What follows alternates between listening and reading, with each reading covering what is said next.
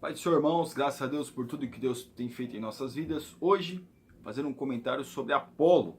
Irmãos, Apolo, ele era um judeu alexandrino, que presumivelmente cresceu em Alexandria, né? Havia muitos judeus na cidade, e isso que está registrado em Atos capítulo 18, versículo 24, quando Apolo aparece ali em Éfeso, depois em Corinto, em Coríntio, né? Ou em Corinto, se os irmãos preferir. Depois ele vai para Caia, faz menção dele na Caia.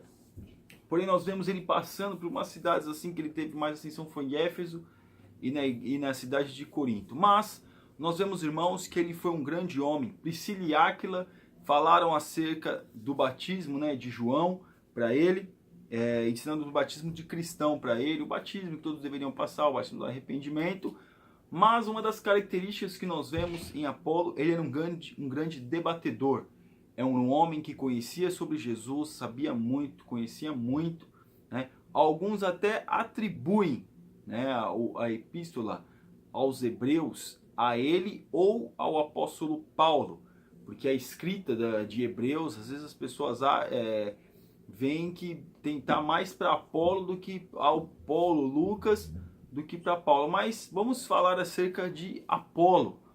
Apolo, ele era um homem eloquente nas palavras, sabia falar, é como os pregadores hoje que falam eloquência, né? Mas alguns até já estavam dividindo a igreja por causa do ensinamento de Apolo. É claro, meus irmãos, Apolo não estava pregando para dividir nada. Alguns diziam, eu sou de Paulo, eu sou de Apolo, eu sou de Cefas, outros eu sou de Cristo. Havia 4 cultos na igreja, cada grupo defendia um desses homens, ou até mesmo o mestre, o rei Jesus.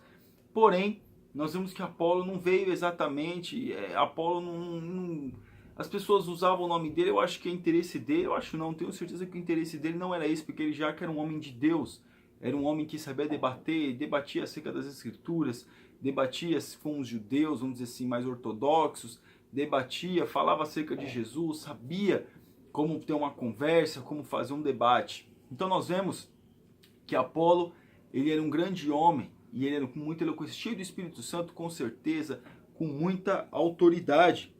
Então, e nós vemos que isso, a questão da divisão vem depois, passa-se alguns tempos, aí vem essa questão, né, da divisão dentro da igreja. Mas, meus irmãos, o apóstolo Paulo, né, até para cortar essa questão de divisão, o que ele fala?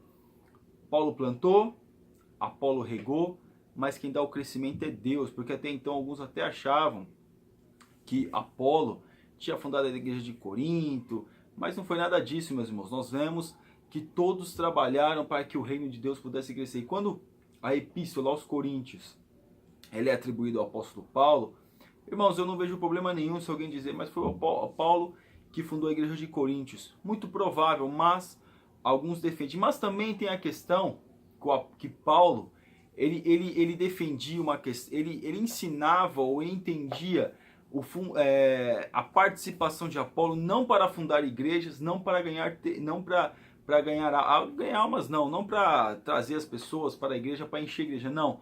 Era para ensinar a palavra, para ensinar acerca do reino de Deus. Por isso que hoje tem muitos que é para ganhar almas, outros são para pregar a palavra e através da sua mensagem as pessoas possam permanecer na igreja e crescer na graça e no conhecimento. Então, Paulo entendeu que Apolo ele se encaixava mais ou menos por aí.